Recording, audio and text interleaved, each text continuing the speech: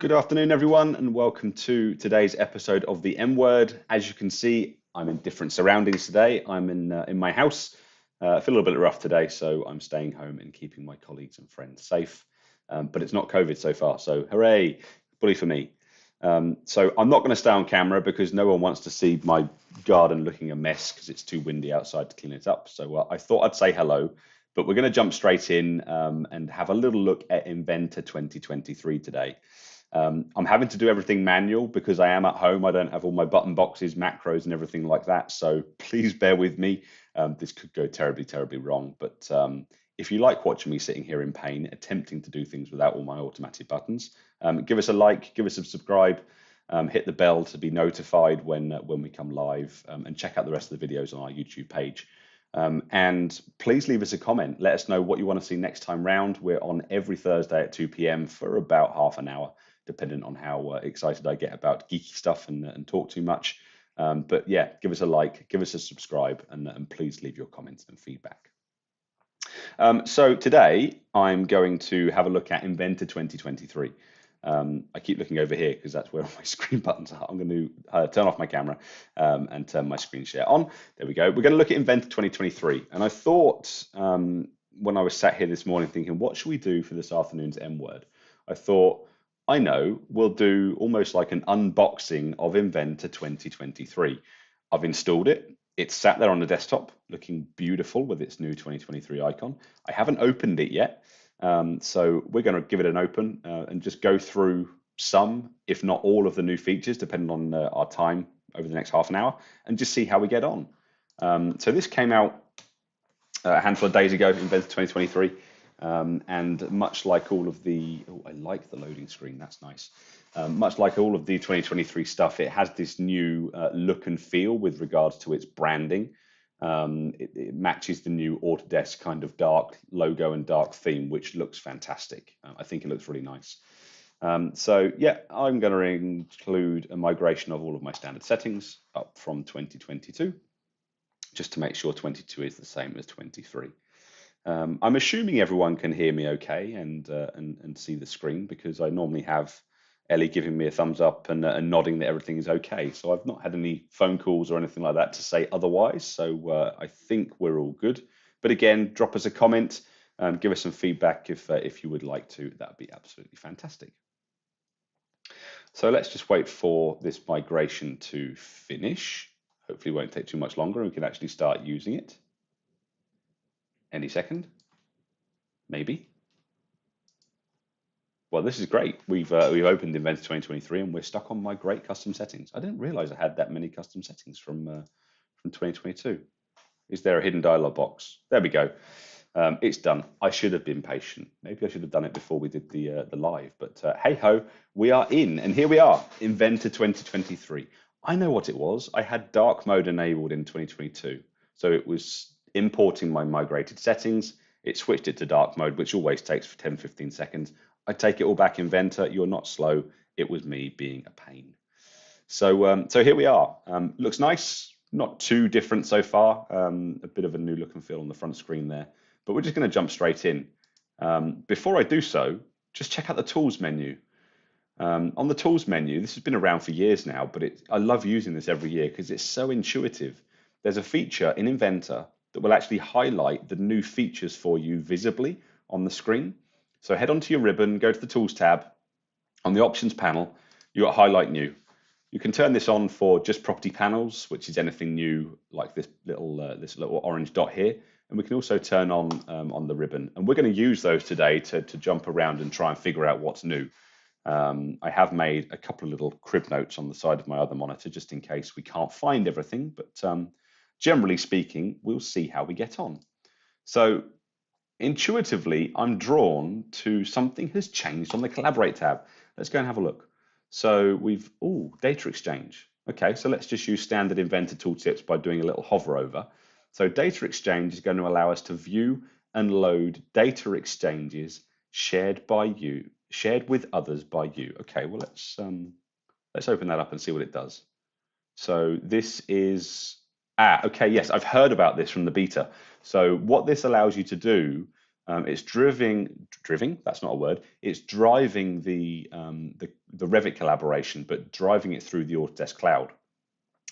So what this allows us to do is go onto one of our Autodesk cloud projects and find maybe a Revit file to bring in. Let's have a look. No data exchanges are available. Okay, I suggest what we probably need to do is open up our Autodesk docs. So let's get a new screen up and let's go and log into the cloud, the construction cloud. So I'm going to use Autodesk docs. I'm sure it'll be okay for this. But here's my project.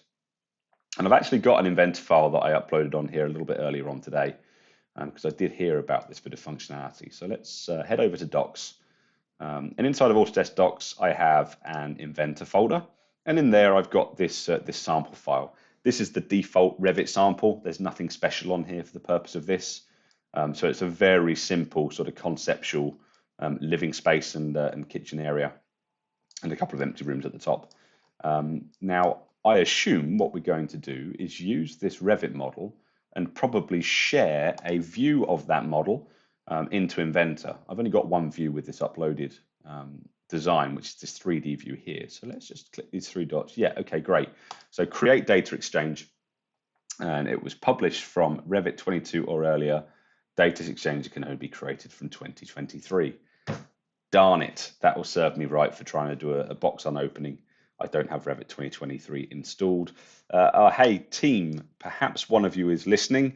If you've got 2023 installed Revit, can you publish to the cloud to one of the projects that I've got access to, and then we can show that that functionality? That would be great because I don't have a 2023 model on here. Hopefully someone's watching. If not, what this will allow me to do by the looks of it is just automate that Revit collaboration piece. So if you want to bring in an RVT, it's driving that through the Autodesk cloud, which is fantastic. I like that a lot. I'll get Revit 2023 installed and do a specific deep dive on that. We've actually got a BIM for manufacturing webinar coming up, or virtual event coming up within the next month or so. I'm sure Ellie will probably drop me a message and tell me when. But maybe we could look at that specifically on there. And what I'll probably do is do a special M word on that day where we do both the webinar and the YouTube live. We'll just push them out at the same time if I'm feeling brave. So that would be good to see if we have that.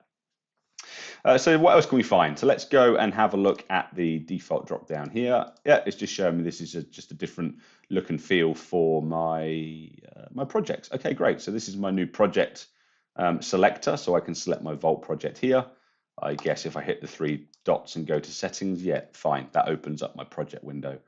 So that looks quite nice. It's a lot more modern, a lot more slick.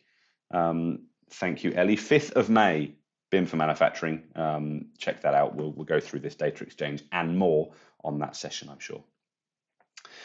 So this is nice, a new look and feel with regards to this this front screen and the project integration. That's nice. And let's start by going over into a part. We'll start on a part. I think there is both standard part and sheet metal part changes in 2023. So we're going to close iLogic. We don't want that today. We're going to have a little look at both. So let's start off in standard part, and we can already see a number of different bubbles, which is great. And I'm drawn towards this one. What's this? Fusion 360. So great. We have a Fusion 360 tab inside of 23 now. Let's open that up and have a look. Oh, fantastic. Okay.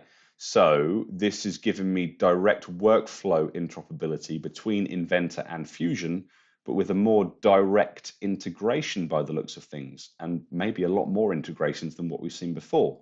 So I am naturally keen to give this a try. So let's extrude. Let's create a simple sketch. OCD means it needs to be that way up.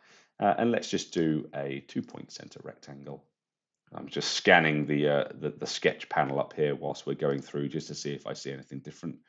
Oh no, that won't do. Inches. No, thank you. Let's get rid of those. Sorry for anyone that's watching this on the other side of the pond, but we need to use millimeters. Where is our button gone? Button, who's got the button? Oh, there's a challenge. Application options. Where's the units gone? There used to be a tiny little button that I always used to use on every release on the front screen. And this time, where is it? Where's it gone? I'll tell you what, I'm going to cheat. If anyone's found that yet on 2023, I'd be really pleased to know. I know Alex is watching. Maybe Alex will drop me a little message in a minute. Let's go to standard millimeters, hit create, and try that again with a usable distance in my brain. There we go. So let's go 50 by 50. Perfect. And let's finish that sketch and just start an extrude. So on that extrude, let's just dock these. I like these to be docked in my my properties palette on the right-hand side, left-hand side. Let's just come in and flip both directions and just pull this out. Oops, just a little bit bigger. 50 by 50 by 50. Beautiful. Again, can't see any new functionality here. I'm pretty sure there's a new tolerancing thing on extrusions and fillets, so we'll have a look for that in just a second. I can't see it popping up on here unless it's... No, okay. So let's hit OK. Let's do a little sage, and we're just going to create a new folder within my workspace for 2023 and box. Lovely. So let's try some of those new features. So Fusion 360, and I tell you what, let's keep it really simple. Let's just say that we're going to use, maybe not the modeling one because that's a little bit boring. Let's say we're going to do a static stress. So I'm going to send this to Fusion for a static stress. That's okay. Continue. Off you go. That's going to ask me to link this to a Fusion team. Great. It's going to look at the projects within that Fusion team. So let's go Man Machine Manufacturing UK. That's my Fusion project, I think. Box is good for a name. I like that. Launch Fusion 360 when it's complete. Upload. So it's going to save locally. It's going to upload that file to Fusion. And then by the looks of it, it's going to open Fusion in the background and hopefully open that file, which just takes the workflow and maybe streamlines it a little bit. I'll be really impressed if this opens up the simulation interface in the file. That'd be really cool if it does that, especially with all the different options that you have up there now for sending to Fusion. So let's just give this a couple of seconds. I've not opened Fusion for about 2 weeks, so there's probably going to be an update. So we won't labour the point and stay in here too long. Thank you, Alex, for your comment about audio being great. That's good. Good to have you on board this afternoon. So let's let this load up and see what happens with this workflow and where we get to. Hopefully, we end up within the file and in the simulation tab would be fantastic. Whilst that's thinking about it, what else have we got? Subtractive and additive manufacturing, that's great. Injection molding, fluid path. Check out the YouTube channel. I think episode 1 maybe we did fluid path, which was good. So a lot of nice workflows there. And Fusion does open. It does open the box, and it goes into the simulation environment. Fantastic. I think that's great. Really nice addition, developers. That's a fantastic addition in here to be able to just easily and quickly get to that point there and then. That's really nice. Thank you for that. I'm going to say, no, don't save. I'm actually going to use the functionality. I just want to show it off. And let's go back to Inventor. Great. So I like those a lot. That's fantastic. So brilliant. We've done all of these. Oh, there's more. They've hidden them away. There's more. Under simulation, modal. Yeah, okay. So it's just all the different simulation types. Again, really nice addition, that. I like that. Well done. We've got some modeling tool changes by the looks of it. We have the mark functionality. I tell you what, we'll do that inside of sheet metal, I think. Well, I guess we could do it here. So let's create a sketch on here.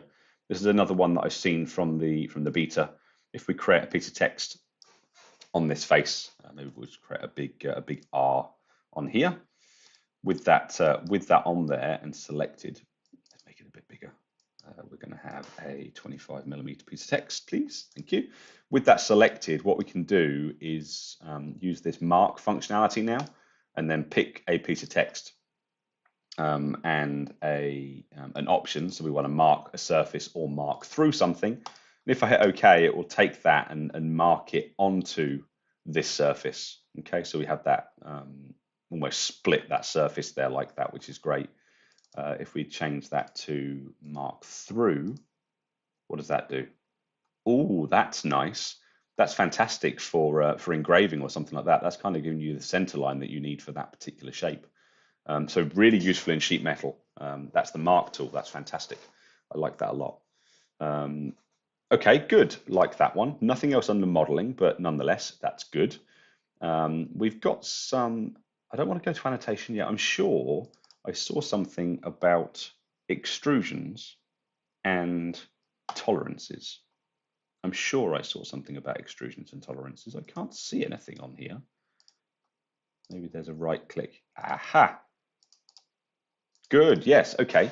So if you right click on a distance within the extrusion interface, we can select tolerance.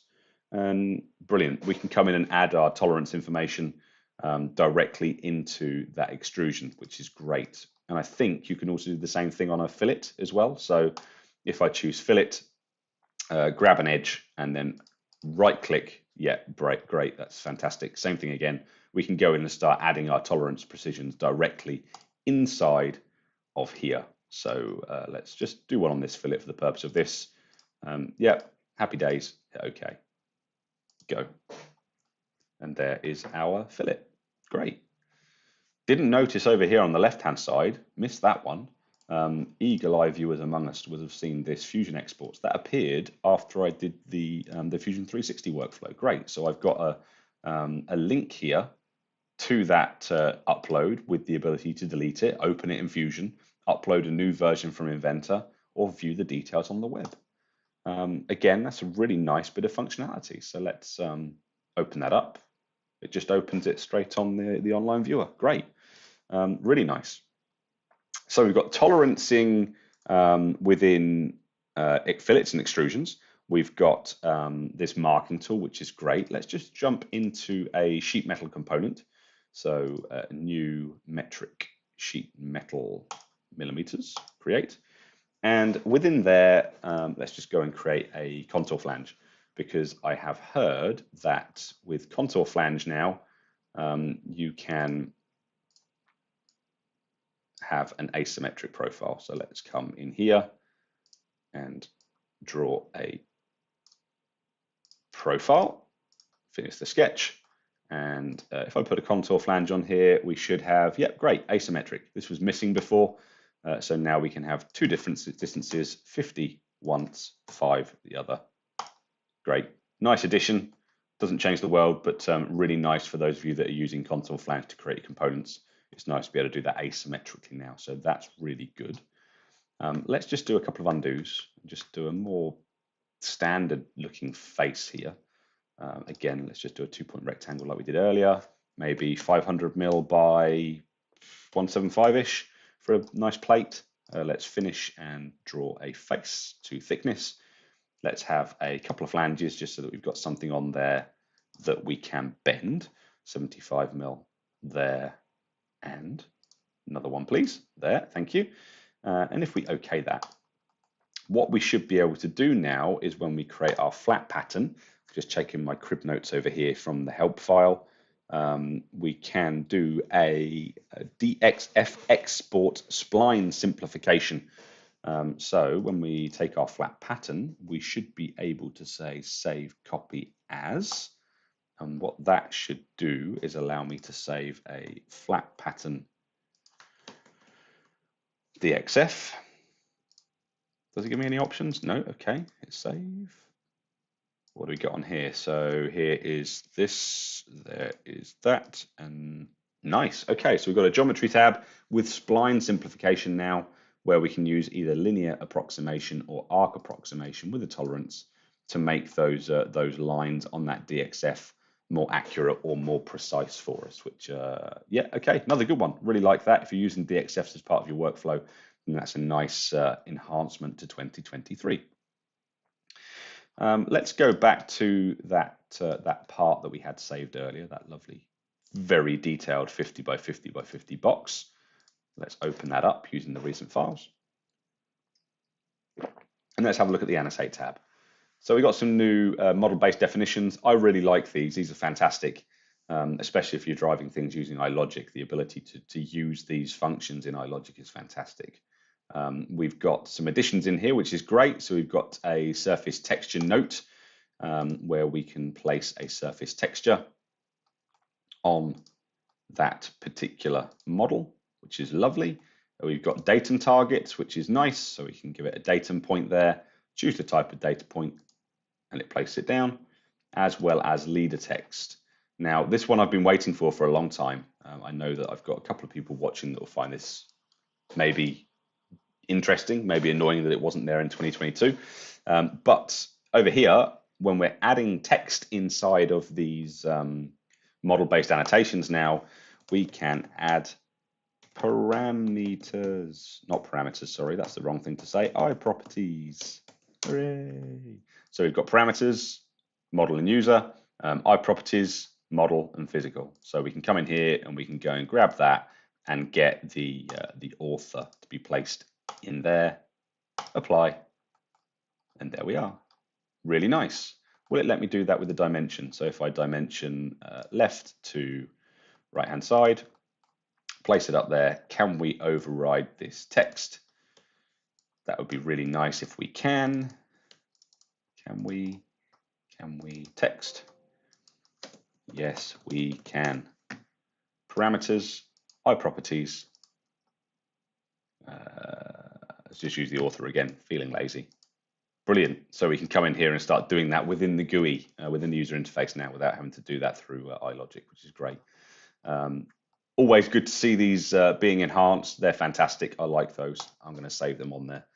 And then finally, we have the Manage tab. What's changed on here? Changes to iMate? Never. What changes have we got to iMate? I've not used iMate in such a long time. I'm going to pass on that. iMates are great if you've got a part, you can place one iMate in one part and another iMate in another. When you bring those parts together into an assembly, it will match those mates together. Think of putting like a hub on a hub on a wheel, no, a wheel on a hub, for example. So if you've got a hub and you have a wheel and you bring it into the same assembly, you can have iMates that match up. It's half of a constraint basically, but I can't actually see what's changed on there. So I'm going to shy away from that and hide. And the other thing we've got is something has changed within the parameters window here. Let's see if we can see what it is. Is it the fact that it works with 4K screens better than it did before? Clearly it does not. Make that a little bit smaller. Please make it smaller. Don't do what you used to do. Come on, please. Anytime today. Nope, doesn't like it. Can I see anything different on there? Purge was there before, link was there before, they were there before, the filters were there before, the imports and the exports. Were they there or were they always under here? Pass. If anyone sees anything different there to 2022, please let me know in the comments. I think it's those. Difficult to say, who knows? There's some changes in that interface as well. So there's parts. Can't see anything else on there. Some really nice features. Goodness me, it's 23 minutes past already. I am talking either too slowly or getting far too excited about things. So let's have a look at what we've got for assemblies, shall we? So I don't think I've got any decent assemblies that I can actually open up. So I'm going to skip the assembly ones, but from my notes, assembly's got some performance enhancements with regards to model visibility. So when you're turning models, components on or off, or occurrences on or off, from a visibility standpoint, it will be quicker, it will drop in and out of express mode quicker, and generally you should see some nice performance enhancements in the assembly. One that I'm interested to look at, have I got something in here that I can use that isn't going to, let's go to test. What's this? No, not really, but at least it's got two parts in it. Let's open this up. Let's go to the BOM. And I think we now have some options with regards to suppress components in here. So up here, we should have some options now with regards to what happens with suppressed components in the BOM. So if I take a component like this piece of content here and I suppress that, we should be able to go into our BOM, go into our options and say that we want to hide suppressed components in the BOM, which it does, which is great. So we've got some specific tools there for the hiding of components that have a different visibility state, which is nice. Again, you've got some changes to the annotation. So leader text and surface texture also appear in the assembly, which is great. And alongside that, you also have the visibility performance that I've mentioned earlier. Can't see any other options apart from the Fusion workflows, placement, place imported CAD files. What's changed there then? Place imported CAD files. Is there a new type of CAD file that I've missed? Is there? Maybe. Let's have a little look. Again, can't see anything specific in there. No, okay. Nothing in there is ringing a bell, but I'll check that one up and get back to you. New constraint functionality. Again, I don't see anything massively different in there to what we've had before. I should be hovering over these when they say new, because it does tell you how and why they're updated. But I think the main ones are those first ones that I've mentioned to you there. So they are the ones to keep your eye out for. And then if we head over into a drawing, let's just create a drawing view of this box. Let's use a ISO DWG file. A few really nice ones here on a drawing. Again, this is a very simple component just for the purpose of today. You know how I like to keep this very rough and ready. What we can do is on a detail view, I believe, we have some changes. So we can say that we want a circular or a rectangular shape. So if I place a rectangular view over here, a circular view over here, we can come in and edit the detail properties and change to a rectangular view or a circular view or a rectangular view or a circular view, so on and so forth, which is nice. You can also turn on, although I believe you have to do these at the time of creation, you can also turn on these connection lines. Is that true? Maybe I just need to choose. Yeah, so if we go from a cutaway view to a full detail boundary, we can display the connection line as well. That's really nice. Excuse me, maybe a little bit overdue, but yeah, that's a nice one. Nice, quick, and easy. Other things that we've got in the drawings, if we go to Tools, under Document Settings, we have something in here apparently that's different. Again, I ain't going to sit through here and look at all those different options. Something in here has changed. We'll find that and let you know what that is. What I do know that's changed is the enhancements with the revision tables. So you can now copy and reuse revision tables across multiple sheets, which is quite nice. And apparently we have some enhancements with regards to model-based definitions in here as well. That doesn't make sense why they would be in here, because you do them in the parts and then you retrieve them from the model. So yeah, I don't see why you would enhance that inside of here, but nonetheless, some nice little enhancements in the drawing that bring everything together. I was really hoping to show you that that design collaboration using Revit, because that would have been really nice. But nonetheless, pretty much out of time. A very quick whistle-stop tour of certainly the main functions inside of 2023. I really like that Revit interoperability. Pushing that through the cloud makes a lot of sense, especially if it's a digital construction project that's using BIM methodology and it's being driven through something like Autodesk Docs from a common data environment perspective. That makes that process really nice. And it also means that shared view, if I push that again, when we were in this file here, we have the ability to drive the data exchange from the model, which is sitting directly on the common data environment, which is huge. That will allow me to link directly to that inside of Inventor and then use it. So for me, that's probably one of my top features, second to these Fusion exports. That's great. Just makes the process a lot more streamlined and succinct, which is fantastic. This Mark tool is going to be really useful, but yeah, I think get it installed. It's got a patch out already. I think it didn't take too long, but I'm pretty sure that there is an Inventor 2023 Maybe I'm wrong. Maybe it was a Vault one. It was a Vault one, the Vault 2023 patch already. But yeah, they're the main features of 2023.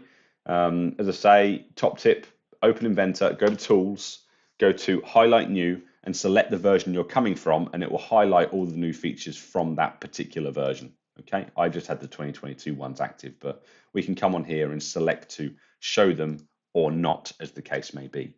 The other thing you can do is go up to the drop down at the top, go to Help, and then you can say Help Topics.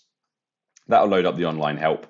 And then in here, you've got direct what's new to Inventor 2023. And this will show you all of them. So it goes through and identifies all of them. And I forgot one of the biggest ones.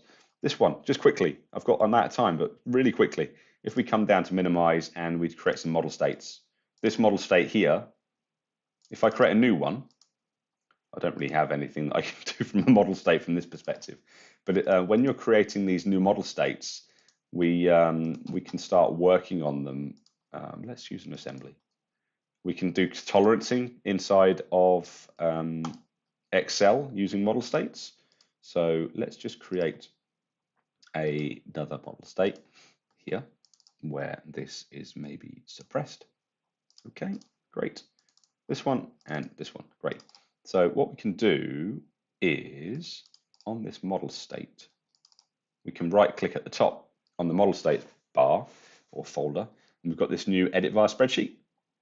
If we hit OK on there, it will open up an Excel sheet where we can come in and start controlling stuff based on an Excel spreadsheet. So it will link all of the information about your model states on here and allow you to edit them.